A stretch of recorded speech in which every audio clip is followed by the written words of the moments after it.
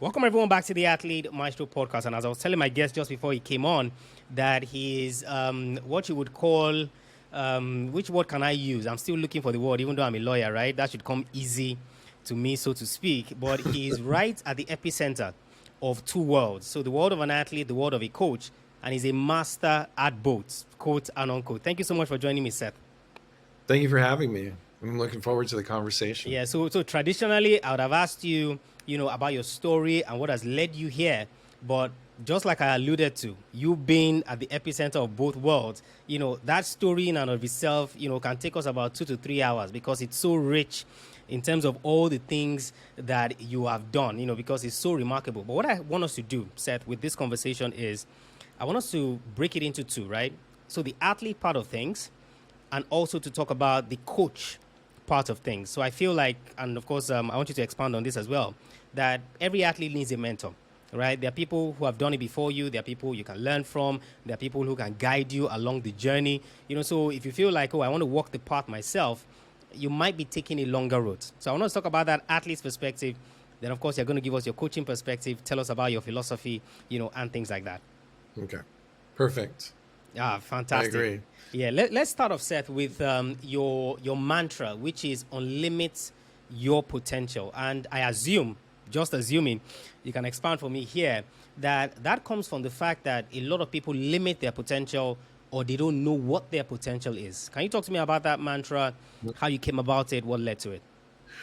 Well, I was really young when it just kind of popped into my head as some, inspiration does. And so I was wired to really be, curious about the world around me. I was always looking at, trying to understand. And, to be completely transparent, right from the very beginning of this conversation, adversity and obstacles, they serve as, our lessons and, kind of give us, the challenge of finding the answer.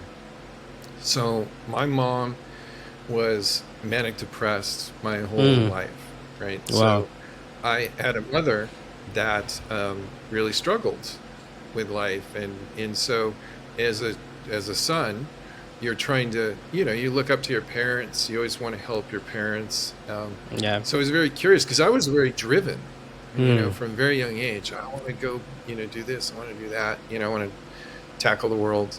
And my mom was more or less kind of this other version, which I knew that she had it inside her, but I just also knew that she was holding herself back, right? It was the mind, ultimately.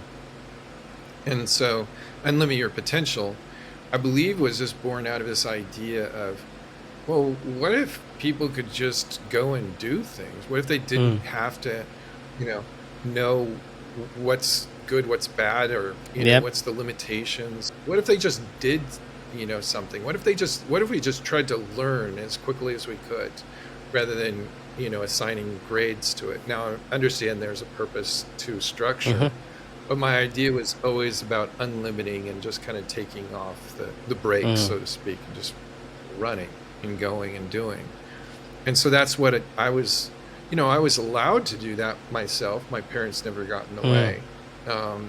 They were both. My dad is very interested in self-development. So he wasn't an athlete at all. He built guitars. So I come from an art background. My mom was a mother. So I was, this athletic mind, I guess you would call it, from a young age. And so, to me, it was this idea of, how can I go out and just do what I'm imagining? So. And that makes sense, because I'm sure that's what you carried along all through the way. Before we get into the meat of the discussion, I heard and I saw that you and your brother, right, were national champions in the same event. Can you talk to me a little bit about that? Because, you had your mindset. I'm sure he had his mindset as well. How were you both able to achieve that? Because we know a lot about your story. We don't really know his story, so to speak, as it is with you. Can you talk to me a little bit about how that came about? Sure. Well, I started my sport when I was 14, so I started really late. some would say I have no chance of starting that late, because most people in sports are, at least in the United States, in swimming, they start when they're probably 6, maybe Yep. 8, right? And so here we were, you know, I was like at that age where I was like, okay, my life is now kind of Mm-hmm. becoming more and more my choice. So I said, I want to go after the Olympics. I'd always loved the Olympics. And so when I started this process of, okay, I'm going to study the Olympics, I'm going to choose a sport, right? I was very deliberate about Yeah. everything, every step, because I was more like I would say more like a scientist than I Mm. was even thinking about it as athlete. Um, it was just like, okay, well, that looks curious over there. I want to see if I can do that. The Olympics were the subject. And then Mm. from there, what I did is watched all the sports and chose swimming Yeah. without having any experience, and then went to the, just watching just the Olympics swimming, and a girl won a gold medal. And then the announcer asked her the question that I was thinking, which is, if there's someone out there that wants to do what you just did, what would you Yeah. recommend? And I remember saying, whatever she says, that's what I'm going to do, right? So there's a lot of divine, like timing Mm-hmm. Mm-hmm. to everything. And she said that she went through this. It's a youth athletic club system that we kind of have in the United States called the YMCA. The YMCA. right? Yeah. Yeah. I think they're all over the world. Yeah. Yeah. Mm. Okay, all over the world, internationally, good. Yeah. So I went down to the local YMCA, walked up to that coach, said, I want to go to the Olympics. Can you help me? And, I'm pretty tall by then, Mm-hmm. and he kind of looks at me and smiles, And then he said, well, do you know how to swim? And I said, no, I don't. And so he started laughing. It was, So I started training with little kids right away. That's where he put me. These kids were much better than I was, and they were like 8 years old. And then Oh. here I was, just. So I had this humble beginning, and from there, my dad got me interested. Again, he was interested in self-development. Mm-hmm. So he had this book on memory. In that book, it had this well-known study that was happening back then in East Germany, and they were comparing these groups of basketball players. They were practicing free throws. One group, all they did was physical training the whole time. And then they had this group that spent part of the time physical and part of the time working mental. And I didn't know that you could train your mind at all. All I knew was it was the body training that was traditional. And then there was another group that didn't even touch a basketball. And so that was interesting. These people are going to be tested, and they're just using their mind. That's it. So results come back. The group that scored the lowest was the one that was physical only. And then the mixed group scored the highest. And then the group that didn't even touch a basketball but only trained their mind was just a little bit below that top group. And that's where I started thinking, oh, that's how I'm going to get ahead. Because I'm always looking for the edge. How do I unlimit my potential? Yeah. Right? Because I don't have any rules, right? I started too late to fit in. I don't fit in. Yeah. And so from that point forward, I was like, okay, I'm going to train my mind, and I'm going to train my body at the same time. And so you naturally start to study things like the subconscious mind. And so I went and I looked for visual cues, visual reminders. So I cut up a Sports Illustrated magazine. It was an Olympic edition, had an Olympic swimmer in there, Pablo Morales, and I put him on the wall, and then I put me on the wall, and put it so they were touching, so that our two worlds would intersect. Yeah. So that I'm, programming that, the Olympic world is my world, and maybe even on some days imagining conversations with Pablo, between myself and Pablo. And so I kept, at it, and within 4 years, that's the level before you go to university. Yeah. I become the best in my state. So going from just learning to now I'm one of the best in the state. And then I went to a top university. Now, along the way, as you asked about my brother, he was watching this, but he's a younger brother, so he's two and a half years older. And he's watching it, and he's the opposite personality type. Like, I'm Mm. the scientist, I am the coach mind, right? I want to sit next to coaches, I want to compare notes, Mm. I want to learn as much as I possibly can. My brother is social, Mm. so he likes to be a part of a group. So he saw Yeah. all of a sudden I had all these friends that he really liked. So for him, he was just following his older brother more or less to the swimming pool. And so, he was just having fun, and that's always been an importance to him. And so I go to the university, which is, long ways away, an airplane flight away. He's still back where we grew up with my parents. And so I started doing with him what I do with others now, which is the remote Mm. coaching. So back then we didn't have the Yeah. videos, but Yeah. we had, I'd write things out, I'd type things out, I'd send the notes and, over in the mail. And then I'd say, okay, I want you to record this in your own voice and, have a script for him to do visualization. And Mm. then we'd work on affirmations and we'd work on all these kind of vision board stuff like that, that, is more and more Yeah. common. And so eventually I went on and, when I was in college, my second year, Mm. I was racing against the Olympic gold medalist. His name's Anthony Nesty Mm. from Suriname, right? And I was beating him the entire race until the final stroke. And so here I'd gone in 6 years to just being this dreamer Mm. to all of a sudden, you know, really almost beating the Olympic gold Wow. medalist. And that's significant in a short period of time. And so the coaches saw this and they started asking, do you have any relatives? Do you have any brothers? I was, by the way, yeah, I do. And they said, well, you started when you were 14. Has he been swimming longer? No, he started when he was 17. Wow. Yeah. So they said, okay, well, we'll take a look. They took a look and they said, okay, well, he's still pretty raw, but if he'll go to, an in-between college, a junior college, and put 1 year in and prove and see some improvement, then, we'll take another look. He did that. Wow. And eventually he went to the university. Mm. They liked what they saw and he went to the university. So eventually I became my fourth year, my final year of university. I finally I'd been 2 times, I'd been second behind Anthony Nesty. And so my senior year, that's that third time's a charm. And so that's when I won, right? Won twice in won nationals. And so along the way, my brother had been experiencing this, whether I was coaching him or just, that's my brother. Yeah. Right? That's normal. And that's what I try to do with people is normalize your success, right? So see where you want to be in the future. Kind of like, when I put those pictures of Pablo, the Olympian, on my wall, it was to trigger this curiosity, this thought over and over. It's like a Post-it note, just to, put it on the wall to remind you to think about it, right?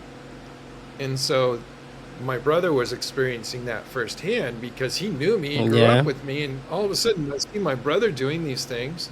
Oh, I can do that, right? So his final year, he had qualified for nationals.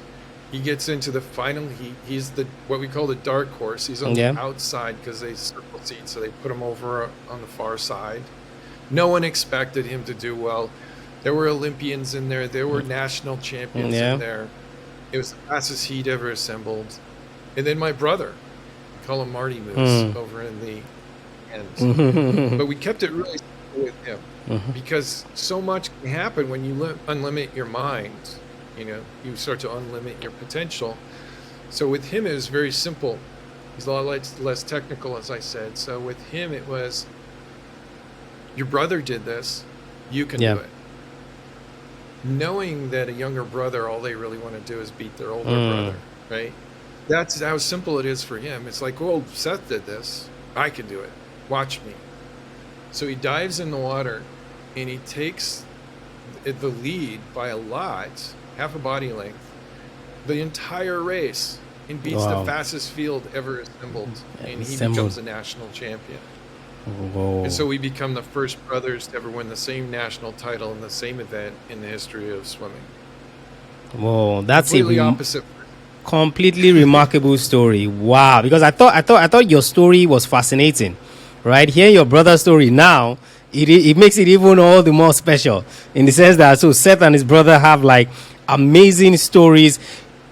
Wow, like I'm literally just shocked because I was curious to find out how that played out and how he was able to achieve that. Would you say he would have achieved that if you weren't an athlete already? I would say he wouldn't take an interest in sports Mm. because it was just very so. I didn't see it. I mean, I'm going to sound like completely like I missed misread all the cues. But Mm-hmm. I remember saying to people, my brother is so good at losing to Mm. me, right? Like I was oblivious to the fact. It seemed like nothing bothered him when I was faster. Mm. And the coaches said to me, they said, no, it's the opposite. That's why we put him in the lane next to you because all he wants to do is beat his older brother, Mm. right?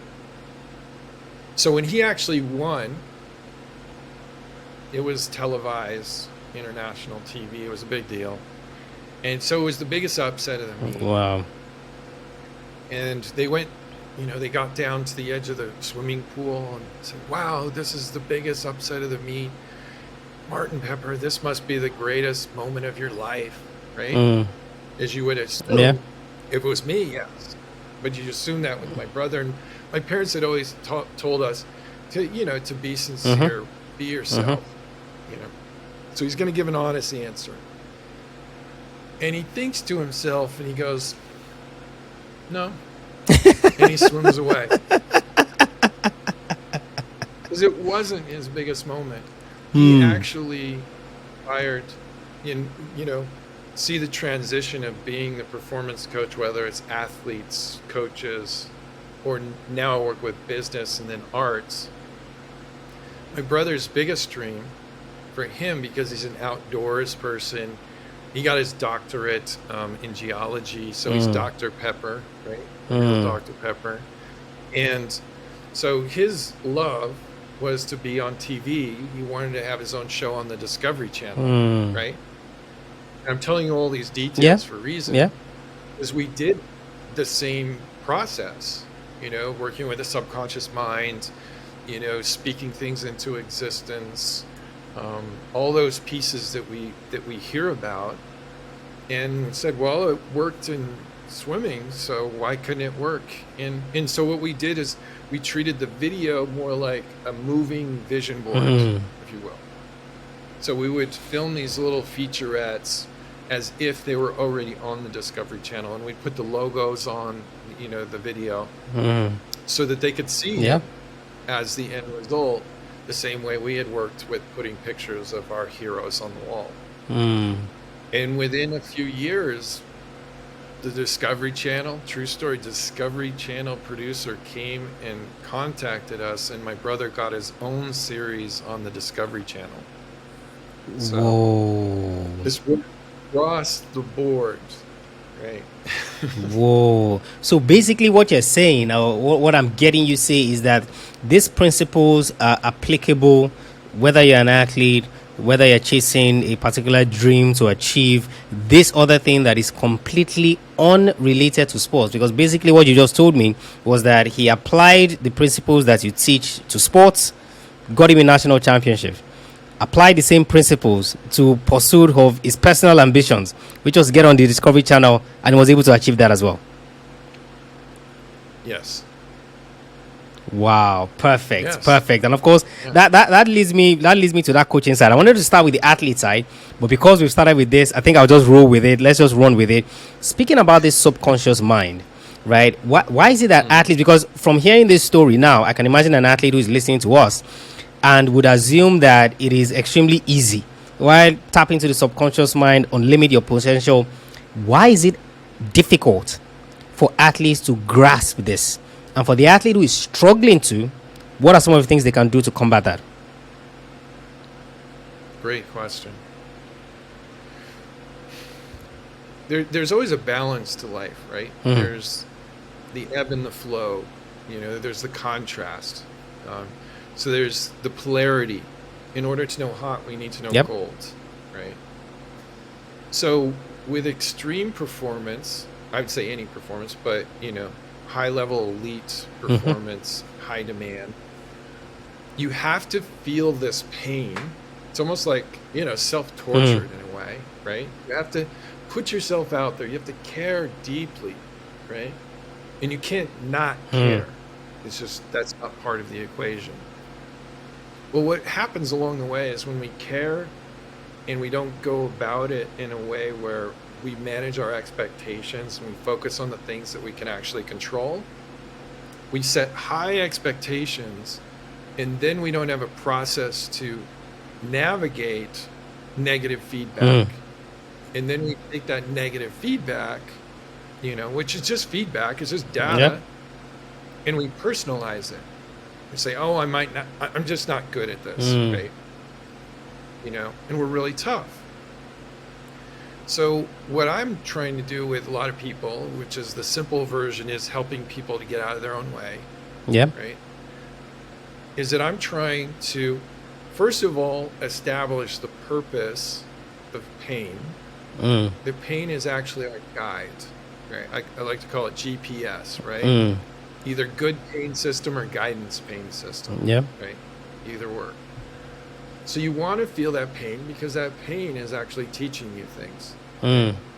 First, you care about it, so you want to do well. So that's painful, right? You get a result that's not so great, but it has pain. But then the pain is telling you kind of the area is probably a weakness, Yep. right? So if you lean into that weakness, you'll collect the most amount of information and you can improve the Mm. most. So there's a lot of things that have probably been passed down from, our Yeah. evolution, which is when we go into performance, like we feel this, the pressure in particular, in everything in our body and, in our mind, our nervous system Mm-hmm. says, run, Mm. danger, get out. Yet that's where you have to perform, is under extreme pressure. So what I try to do with people is change the relationship to pain Mm. and pressure. Mm. So, I do interviews like this as whenever I Yeah. can. And so I did this one for F1, Formula One driving, and people listen to the story. They contact me afterwards about working with them. Had a business person contact me. Mm. And then off the same interview, I had a Netflix film director contact me. Mm. And both said, from the business and the arts field, would you work with us the way you would work with an athlete An athlete. Mm. or a coach? I said, sure. Yeah. Performance is performance. That's what I like to say. Yeah. And so the person that is in business went from the bottom of sales, fastest growing tech company in Europe, went from the bottom of sales all the way to the top. He doubled second place in a matter of 2.5 months. Mm. And a lot of that was processing the information. When I get up to call someone or I get to write someone, I'm getting feedback. It doesn't mean that it's good or bad, Yeah. because too many people that are in, let's say, sales, if they don't make the sale, then they go, oh, there's something wrong, right? Or maybe they even personalize it on a deep level. There's something wrong with me, Mm. right? Mm. I said, all it is it's a rep, just like lifting a weight. Yeah. So all we want to do is we want to treat it as a rep, and you're going to keep doing those reps. You're going to be committed to the rep because that's all you can control, right? We can't control the result. We can't control whether that person's even going to answer the Yeah. phone. But we can control how many times we pick up the phone. That's what we're going to focus on. Mm. So dealing with the pain, right? Dealing with the failure, taking away the stigma of it. Mm. That worked for business. It also worked for arts, but in arts, which was interesting, he had contacted me before he started his project years ago. Mm. And so we met, and talked about everything, and he went into this meeting with the executives at Netflix. And he comes out of the meeting, and I asked how'd it go, and he goes, it didn't go very well. I said, okay, all right, we'll process it, we'll go through it. I have something I'm going to work with you on today. So we went over pressure that day. And what's the necessity of pressure in our life?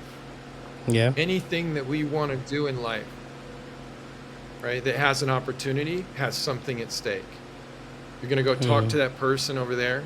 You're uncomfortable. Why? Because we don't know what's going to happen. There's something at stake. And we really want that to go well, so it has higher pressure.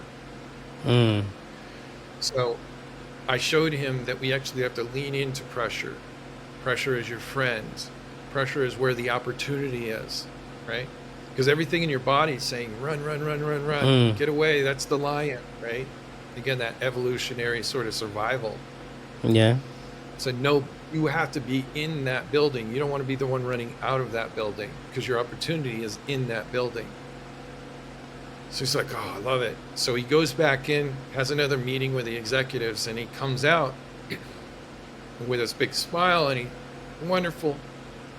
Well, what was the difference? And he said, well, after we worked on pressure, he said, I realized I needed the pressure. And he said, the next meeting I had, I put more pressure on myself, because I just went in and told them exactly how I wanted to do it, rather than trying to answer it the way I thought they wanted it to answer. That's what he had done the first time, playing it safe. And it just took off. And so worked with him pre-production, production, as he's going out on these multi-million-dollar sets, just like an athlete getting ready to go into a big competition. He's like, no, I need the pressure. Bring on the pressure. So he's leaning into something that most people are pushing back from or running away from. And so he's able to be aware and be able to help everyone on set and be, the best director he possibly can be under that pressure situation. We went through production, and then we went through post-production and release. True story. His movie came out a few months ago on Netflix. And it was the #2 movie in the world. Yeah. And it was his relationship to pressure. So here you have a sales example in his relationship to failure and pain. And also we work on pressure with him as well. And then, the same in arts, and it works across the board. So there are three things that come from what you just mentioned, Seth. And I would do like a 2-in-1 combo, and then the last one will stand on itself. So the first thing is rejection. The second one is the kind of conversations that athletes are having with themselves. And the final one is pressure, right? The reason I'm doing the 2-in-1 for the first two, rejection and self-talk, is that the undertaking that an athlete is going through, whether you succeed, whether you don't succeed, there's something you're telling yourself. I'm good at this. I'm not good at this. I'm crap at this. I just wasted my time. I just did this. So there's a conversation going on. In situations where the thing doesn't go well, so the race doesn't go well, the match doesn't go well, then you're then faced with that rejection, which would then lead to whatever conversation you're having with yourself. I fail, that means I'm not good. Just like you said, talking about themselves. How is it that athletes can, one, better handle pressure, and for the athletes who talk to themselves negatively, because I assume that is the default setting of the brain, how can they change their self-talk? Great question. So self-talk is huge. I spend so much time. It's kind of probably like a nutritionist talking about water. It's everywhere. Because it's everywhere and it's right there and it's accessible, what do? We reach for something that's salty or sugary and fancy and different colors. The thing we need the most is the simplest, right? So the same thing goes with the mind, right? And so when we process what just happened out there and we're dealing with ourselves, right? We are our own trusted expert, whether we know it or not, because we've been hearing this voice, right? You've been hearing your voice, whether you know it or not, since you can remember, whether it's out loud or in your head. So when you say, let's say you're out on the pitch, right? Doesn't go well.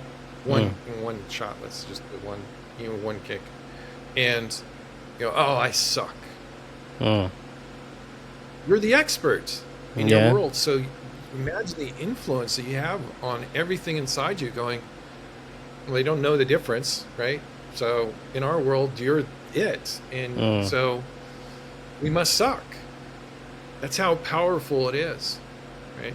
They've, kind of quantified it and said that, we're 10 times more powerful than our world's greatest other expert, right? So you could bring in these great thinkers, these great leaders, these great everything, the best in your sport. They can say all these wonderful things about you, but at the end of the day, you always win the argument that's going on inside. And then when you hear it out loud, it's got another factor of 10. So when you hear it out loud, it's even more impactful. So when I see like high-level professionals throwing something or getting upset and cursing themselves out, the level of destruction that you're doing right now. I could just come out there with a hammer and start beating up your equipment because you're doing the same thing with your words. Yeah. And as you said so insightfully, is that we are wired for negativity. I mean, to me, it makes sense that our evolution is about getting better. So we're going to notice things are imperfections, right? So when you say something out loud that's negative, right? When you add that negative versus positive, it's a factor of 7, up to 7. So when you say something negative out loud, you put the two factors together, you're multiplying it by 70. It's so powerful to say something negative. So we all are going to say something negative. So it's not about being perfect and always being positive, right? We're going to have moments. So with my own self, I have children, right? You have a child. And so they're going to push your buttons at times. They lose our so I have to practice what I preach. And so I'll look at it and go, okay, I did just say that. Hopefully I'm not saying it. I'm saying it somewhere, right? What helps is to just have a level of awareness. So change happens through, a big part of change happens through self-awareness. Awareness. Right? You notice the negative, but it's just like you might have heard the metaphor of a cloud, right? So a cloud just is in the sky and it's going to just keep moving. No cloud is permanent. It just all of them move a little quicker than others, but they all move eventually, right? So the metaphor of that negative comment is a cloud. So we want to notice it, because if you don't notice it, then you're in denial and you'll have another kind of back and forth conversation with yourself. Because there will be this, I call it the internal tennis match, right? Where you say, well, I remember Seth said that I shouldn't say something negative, and I just said something negative, and So look, I know you said something. Like you're hitting the ball back and forth across the net, right? Yeah. So when you just notice it and you go, oh, I said that, and you own it, not judging it, just owning it, just noticing it, non-judgmentally. It's noticing the cloud. Oh, that's interesting. I did say that. And see the ball drops. You didn't hit the ball over the net. Conversation, the argument's over. And you make this, and it's like almost instantaneously. I've seen people very, very like negative talkers, because again, you go back to this contrast, like these elite performers are usually very, very critical, very, very tough on themselves. True. So they have a high demand. So how do we navigate that? Well, we use that sort of talk, that constructive instruction talk for training, right? And we manage the negativity of it. Hopefully it's not too negative, and destructive. And then when we get to the competition, with a competition, then things have to be very, very simple, and it's positive self-talk. as much as possible while you're doing something. That's a good one. I think So it's two worlds. It's yeah. two worlds that, to put it out there. I always say, watch the true champions when they win. Right? Like one that's really popular after the documentary came out, the Netflix documentary on the Bulls, is Michael Jordan. Yeah. Watch Michael when he wins. He's in the fetal position, crying like a little baby on the floor. Right? That will show you how much he put into that achievement. The level of degree of pain that he went through to achieve that. You can't have one without the other. Yeah. Because you don't have any appreciation for what you just achieved. And like you said, you're balancing these two opposites. Yeah, no. It's perfect what you're saying, because it's more or less like a balance or a middle ground between self-awareness and mindfulness, right? Where yes, that thing has happened, you don't self-destruct. You more or less just watch it pass, and of course you recenter yourself, and whatever the positive talk you can change it to, you then do it. But at least you've acknowledged that this happened. So it's actually a perfect answer, and it's more like you said, in the athletes acknowledging it and then practicing it. Because it's one thing to acknowledge that I said something negative today, then I say it the next minute, then I say it the next minute, right? So it's actually that action, in terms of working actually on it. The other thing that you mentioned, Seth, was pressure, right? Where does pressure come from? There's an athlete who stumbles on this conversation, and you're talking about pressure and things. It's not something they've necessarily paid attention to. Where does pressure come from? Yeah. How do they handle pressure?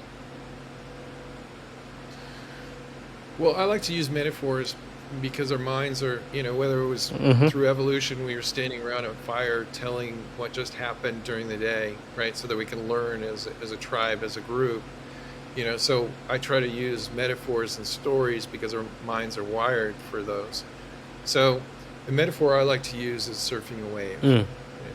Because one of the reasons is because the people that get into the flow state, that get into the, the moment, the zone, whatever the generation of that time is calling it, right?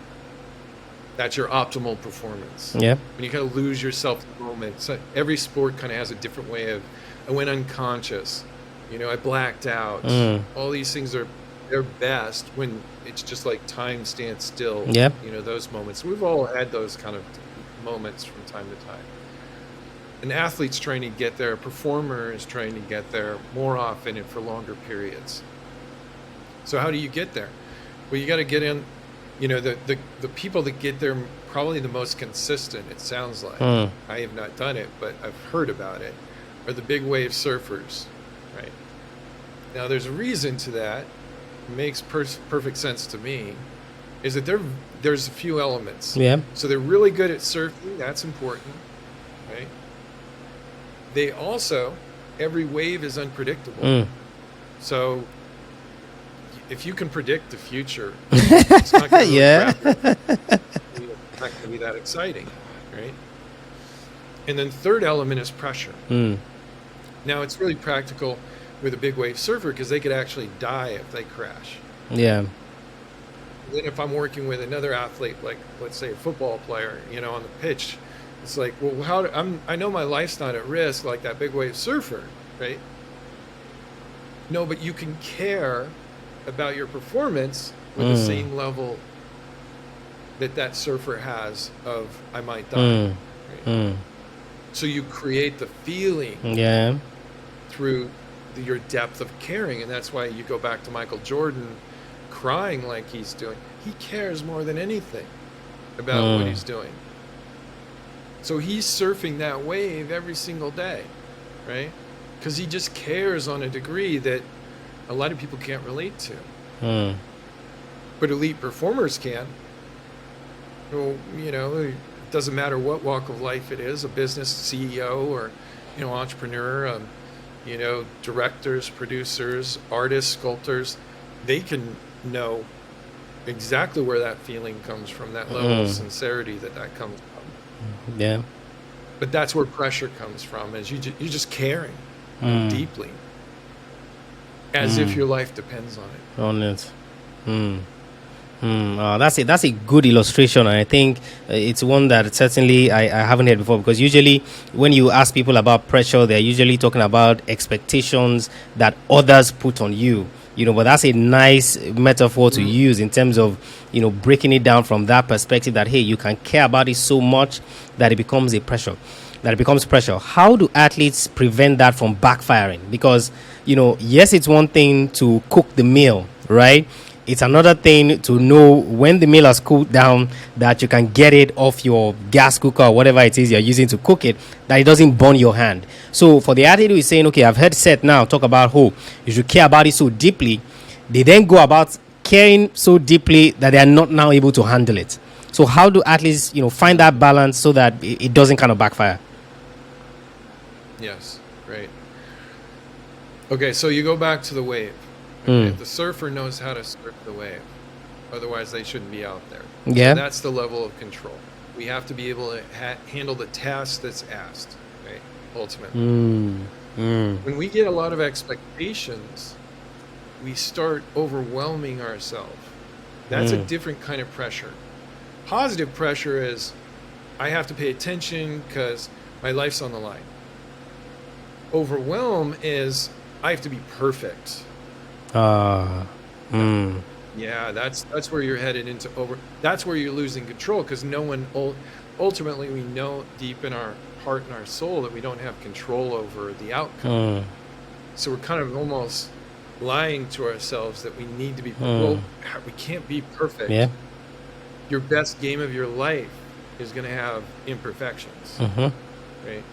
But our expectations will come with those demands. It has to be perfect. Yeah. And when you get overwhelmed, you'll never get into the flow state in overwhelm.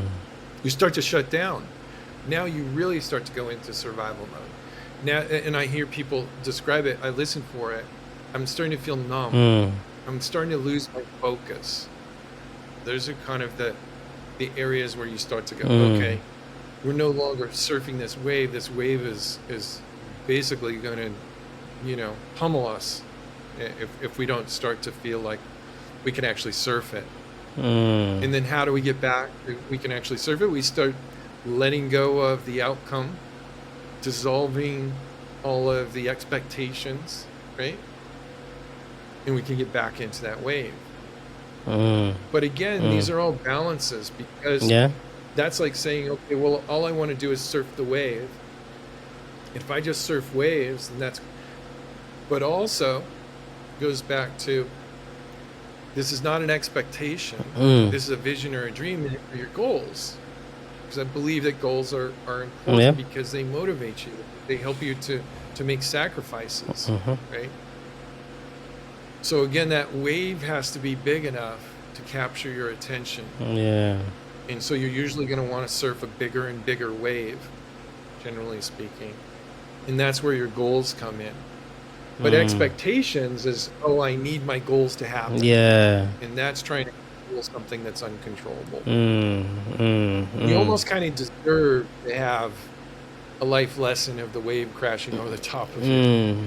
Because you're trying to control nature, and nature is not about being controlled. We know that. You see that in childbirth. The baby's going to come when the baby's come. You can't control it. And that's a good explanation, because I'm putting myself in the shoes of an athlete who is listening, and it actually makes a lot of sense, because yes, I'm telling you to care so much about what you're doing, your endeavor, your sport that you're playing, but at the same time, I'm not saying that you should then have this lofty expectation. So more or less like comparing your care for the sports with the expectations you require for the sports. And I think that's where a lot of athletes make mistakes, where they say, because I care about this so much, then I should come first. Because I care about this so much, I should be a world record holder. Because I care, no. So more or less associating those, and of course it then tilts the wave the other side, where it's now unhealthy pressure and the expectation. So wow, that's a very, very nice way to break it down. And where that leads to, which is what you rounded up with, Seth, as it relates to that expectation and you not being able to control a lot of those things, you have a perfect example. And of course, I think this is where we'll dovetail into that athlete's part in terms of the Olympics. it was your dream to go to the Olympics. I was curious while I was researching you, and searching and going into detail about your past. I was looking for that silver lining that, Seth went to the Olympics. He was able to achieve this. He was able to do this, but that didn't come. So tying into you wrapping that your last message up in terms of that expectation, talk to me about that experience. What was that like? How were you able to handle it? Because it's something you had wanted for so long. So, quote unquote, you cared about achieving it so much. Mm-hmm. Well, as life will have it, everything serves a purpose, right? And so I believe in the stoic, your obstacle is your way. Yep. Along the way, what looked like a detriment starting so late was actually a strength, because all I did was fail from the first day and not relate to it. Because if I started taking that personal, then I would have quit early. Right? Yeah. So I just processed the information. So that actually is a huge advantage for what I do today.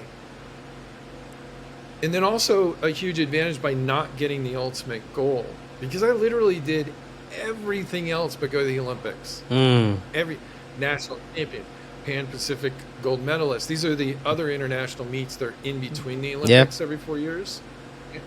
World University Games, gold medalist. Right? Did all these other things except for go to, as you said. And part of the story that I should include, because we talked about the vision board and Pablo Morales. When I won the national championship, the person that was at the award ceremony that handed me the trophy, it was Pablo. Morales. Now, Pablo came off my wall twice. That was the first time, which was the good one, the feel-good one. And then he came out of retirement. Yeah, he knocked you out of the Olympics. And all of a sudden, I'm racing against my idol for the spot on the Olympic team. And he took the spot that I would have taken on the Olympic team.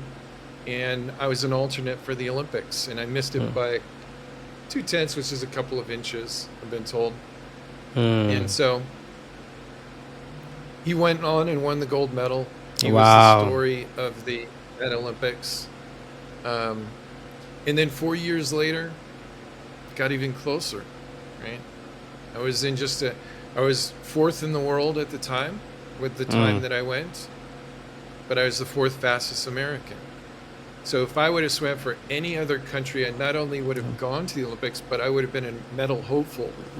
At the Olympics. And I missed it by hundredths of a second, like a fraction where you can't even physically see the difference between there's a guy walking on the planet that's an Olympian and I'm not, and I don't get that title, and he does. But you wouldn't have even, the physical eye, you couldn't even see the difference between our performance. Now, that all being said, I was just sharing this with someone I worked with earlier, that there's we have the American football, we have Seattle Seahawks, they won the Super Bowl. Pete Carroll is their coach. He was a really good football player. He was about to go into the NFL, the professional, the highest level of football for American football. And they had a strike that year. And so he wasn't able, that was his moment to get in. And so he actually coaches from this perspective that when he's in the locker room, getting ready for the playoffs, getting ready for the big Super Bowl, he said, I would have given anything to be here where you guys are at now. That's what I do. I tell people I'm in the flow state because I know what it's like to be in that wave. And I'm in that wave. I'm in my version of wave. So when I'm coaching, I'm never comfortable. Ever. Right? I'm always in this, flow state of like, I know what I want to work on. I know it would be helpful, but I got to meet you where you're at. So I don't know exactly what that is. And it's going to happen organically between the two of us surfing this wave at the same time. So I wouldn't have been able to appreciate that, I don't think. If I would have gotten everything, I wouldn't have been as hungry. I wouldn't have felt the pain on the level that I did, of the disappointments, where you train your entire career, but really you got 4 years in between for a race that's about a little over 20 seconds long. right? Yeah. Yeah. Everything comes down to this very short moment in time. And if you're out, Mm. you're out. If you're in, you're in.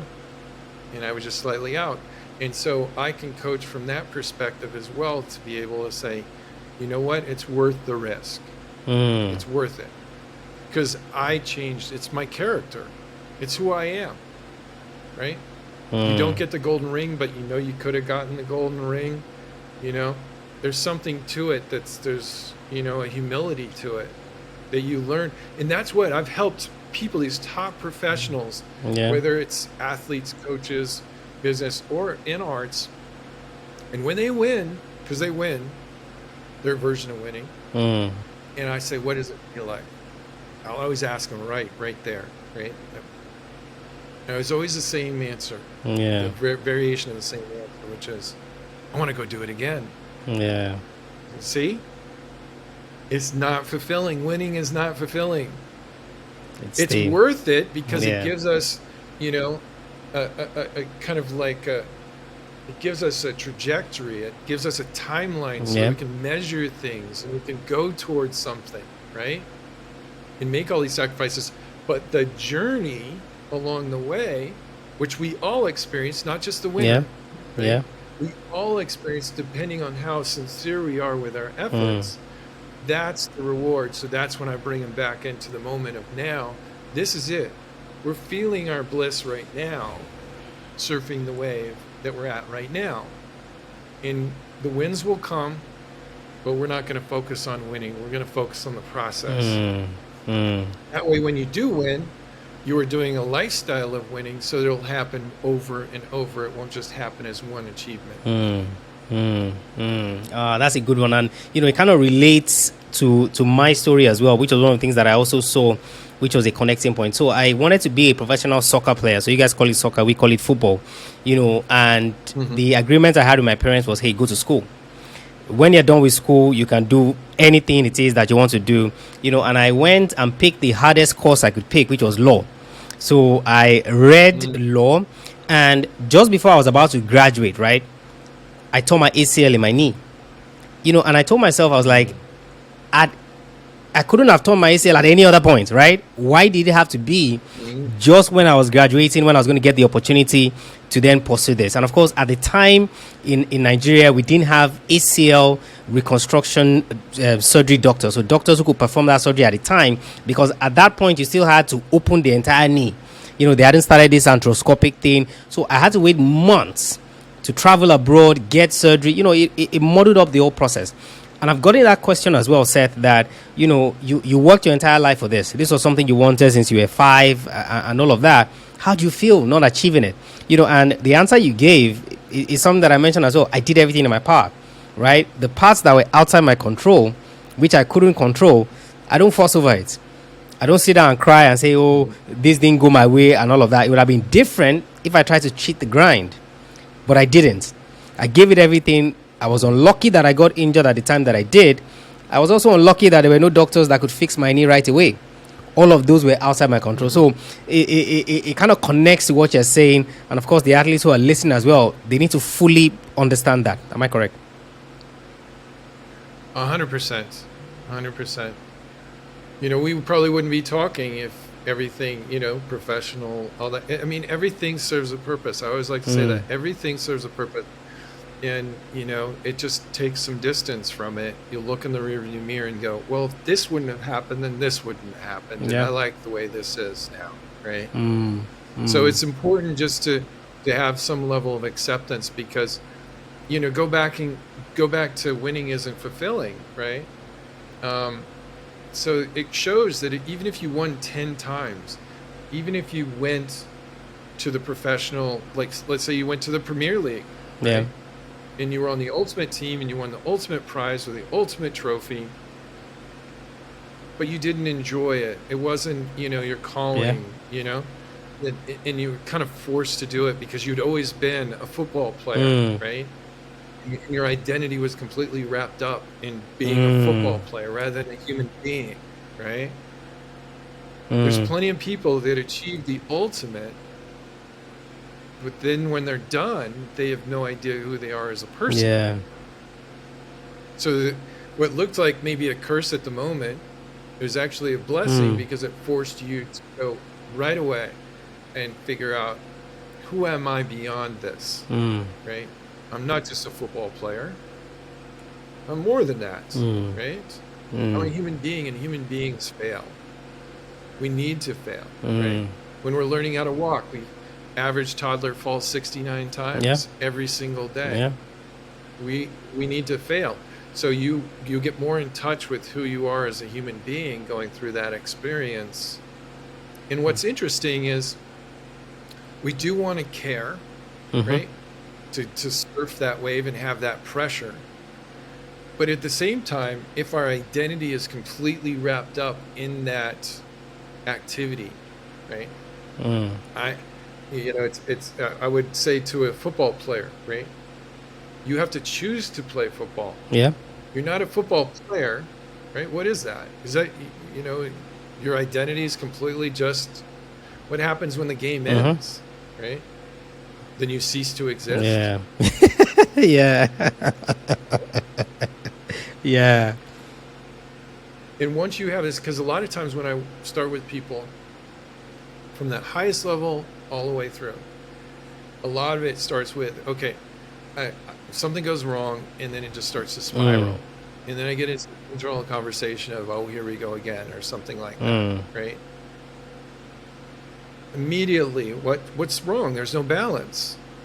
Well, they've over-identified with their identity of the doing. Yeah. Right? It's no longer a choice. It's a necessity. I will not exist if it's not perfect and it doesn't work out the way I'm, needing it to work out. And then that's when things spiral because you have no counterbalance. So what's interesting is more people know who they are outside of the pitch, outside of the sport. They get this counterbalance. And you see people, like maybe a professional athlete goes and has a child, and all of a sudden it puts it into perspective, like, oh, it's not all about the sport. Right? I have a life outside of the sport. And then their performance goes up, which is interesting. Once you have that counterbalance and your consistency goes up, you keep it in perspective. So as I like to say, we want to play as though our life depends on it, knowing that our life does not depend on it. Yeah. Because then we have that healthy amount of detachment, and it'd be like you and I playing chess or playing a game. Play it to your best ability. As if your life depended on it, that'll be fun, and I want you to know that you're putting it all, and I'm putting my all into it. But then when the game's over, it's a game, right? Yeah. Oh, that's a good illustration, and I don't want to digress. I wanted to continue on this line that we are, but I remember from your conversation with John, so on the Way of Champions podcast, you guys spent some time talking about the parenting angle of things, the sports parents angle of things, and that's one thing that I also, on this side, try to help parents with. And one of those key parts, which is what you mentioned, which is why I'm digressing, is that identity. You find parents who their children don't want to play sports because the parent has made sports a part of that child's identity, to the point that, like you mentioned with the athlete who then gives birth and realizes, hey, there's more to life. That child eventually gets to a breaking point. He meets friends, meets other people, watches a movie, comes in contact with something that makes him realize that, hey, what are we doing, right? Life is not just about sports. How, as a parent, can you prevent or can you guard against making sports the identity of your child? So let's assume they don't know what to do, and I'm sure many parents don't know what to do. How can they guard against that? Well, everyone has a different journey. So I have 2 children, so I know firsthand that they come out wired with minor opposites. So a child has something, they come with their own journey, right? And their own wiring. And I think it's really important, and I try to be delicate with this and understanding, because I think it's easy to demonize the parent and say, have never done that, right? You were living vicariously through your children, and you should have never put pressure. I don't think a lot of parents have a lot of information, True. Particularly in this fast-growing youth culture of athletics. True. So if they had the information, I wonder if they'd make the same choices, right? Because a lot of the athletes that do end up having kids, right? For me, I'll admit, we're around the swimming pool. The last thing I did, and it drove my wife crazy, was I didn't want to teach them how to swim, right? Now I'm going to be safe. I'm always going to be watching, but it was getting to the point where they were way overconfident. They shouldn't have been around the water. But luckily, they discovered the water on their own terms. That was my whole intention, was I want them to have their own relationship with this sport. Whether kicking a ball, I want it to be their idea, right?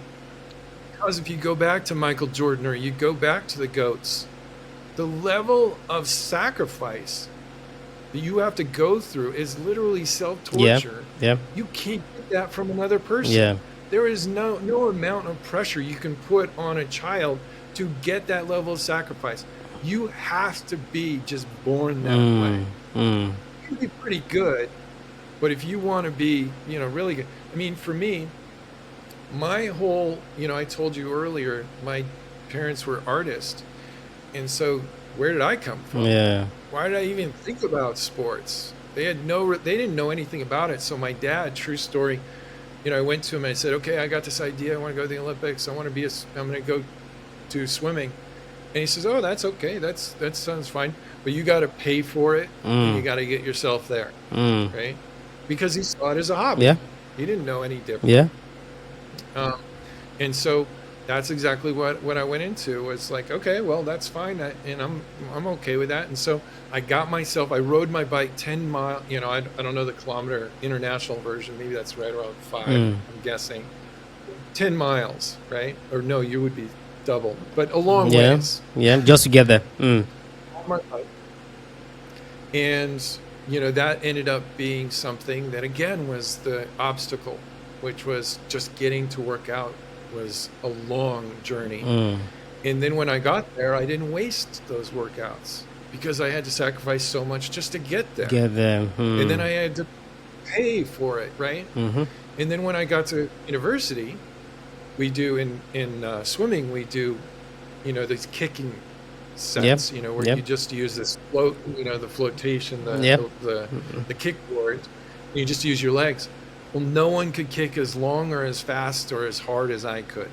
And I know it's because of those years of riding my bike to workouts, right? My legs were stronger than anyone else's. And I had to, I had to own the sport for myself. Okay? I know that's not convenient for parents, because parents are like, okay, well, how do I know? Yes, I was very unique. But I would say give children choices. I would say multiple sports is very, very important. We have a few athletes like, Wayne Gretzky played every single sport. Right? Growing up, he's the GOAT of hockey. American football, we have Patrick Mahomes doing things that people have never seen before. Why? Because he scrambles. Because he didn't just play American football. He played all these other sports. Right? He finds a way to get the result that he's looking for.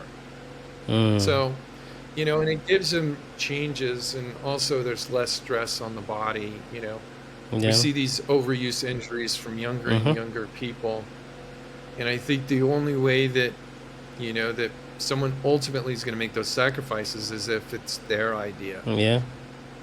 Has to be their idea. And I think that illustrates it perfectly. And I like, actually, the point that you make, in the sense that you believe that if parents knew better, they'll probably do better, because I don't think that anybody would deliberately, want to sabotage their children, and make sports their entire identity, where it then goes on to to affect them later. But this has been a fabulous conversation, Seth. I was going to go a little bit more into, that athlete perspective. But the final two questions I want to ask you, might also take us some time. So I think I'll just head straight to it.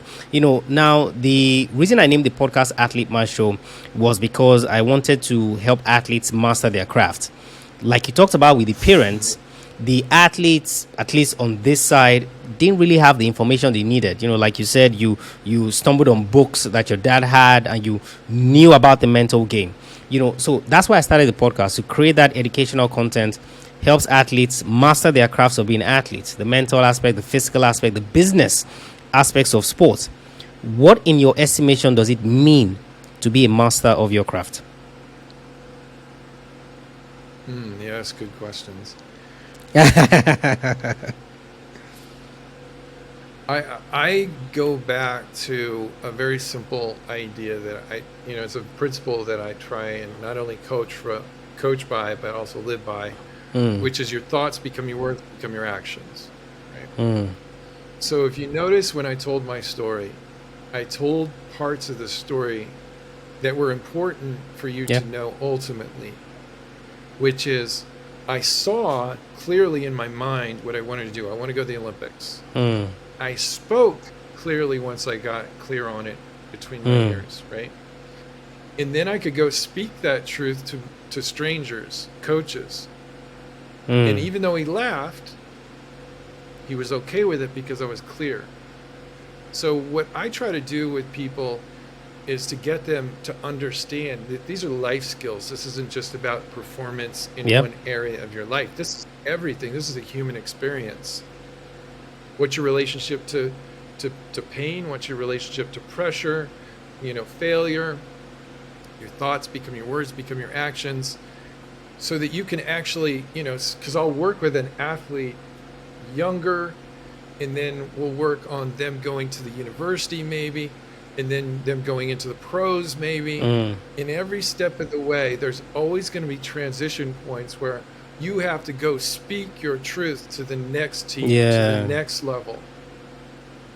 And so that, I think, is very, very important for people to understand.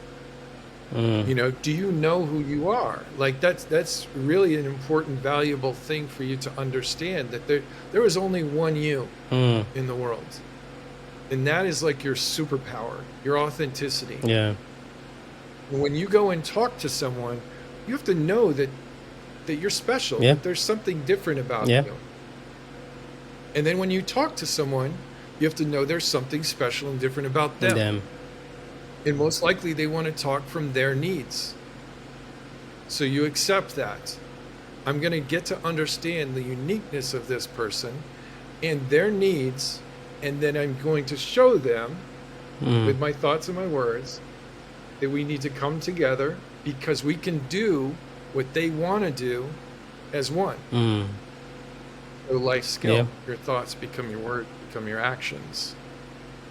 And it changes how that player is doing, and then it changes their relationship to authority, perceived authority, right? And then their life becomes their own, because you can go, after you're done with the pitch or any sport, and you can take that straight into the business world, and you can go into how many people are you reaching out to today to meet or to sell to? Is it scary? Good, because you need to feel that pressure. Right? You need to get into the flow state.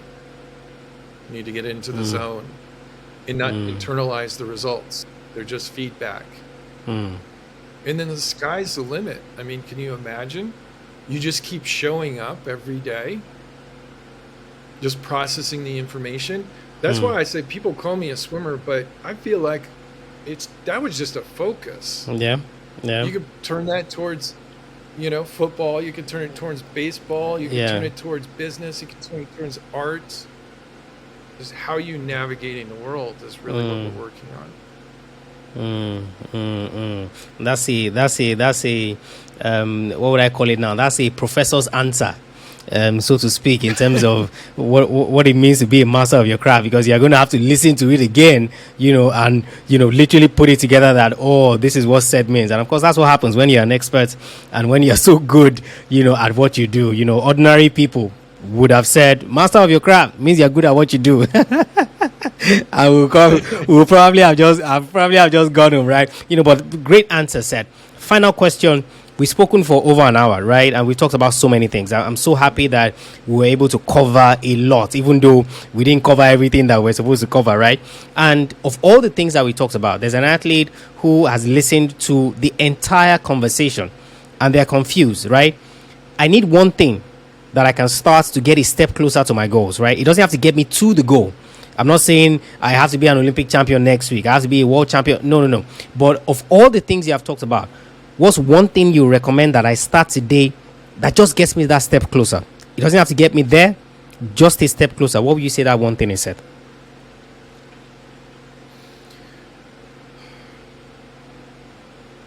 Focusing on what you have control over. I think one thing. So control what you can control. Yeah. A lot of the problems in people's lives is they're worried about someone else, right? They're listening to stories, right? And stories is not strategy. Strategy is where we need to focus. Strategy is what you can actually control. Story is like what you see on social media, right? Noise, comparisons. That stuff has very little to do with your performance. Focus on what you can control. Focus on your strategy. That will get you more and more curious. You'll be a student of what you're doing. You'll be a student of life. And that will be the reward in itself. And the results will take care of themselves. Confidence will take care of itself. That's like a byproduct down the road. Today, focus on what do you have control over without making comparisons to other people. Control what you can control. One thing you can do to get a step closer to your goals. Thank you so much, Seth, for joining me. Like I said at the start, you're right at that epicenter, and it's a testament to the great work that you do. All the things you achieved as an athlete, all the things you're achieving as a coach as well, and of course your willingness to share that knowledge, to share that education, coming on a podcast like this, just sharing your thoughts generally. You didn't know me from anywhere. I reached out to you, and of course you were here. So I really do appreciate your time, and I thank you for coming on. Thank you. It was a pleasure. Please tell us how we can find you, how we can follow you, the great work that you do, where we can connect with you. I think you're on Instagram. I'm not sure, but tell us how we can find you. Probably the easiest is just my full name.com. So Seth Pepper at .com, and then it's the same for all the different social media. So yeah, Instagram, LinkedIn, all of them. Yeah. Oh, fantastic. We'll put that in the show notes, and of course, you guys can connect with Seth and of course ask him questions, anything you need more explanation on. I'm sure when his time permits, he'll definitely respond to you and give you answers that you need. Thank you so much, Seth, once again. Thank you. It was an honor being here. I really appreciate it.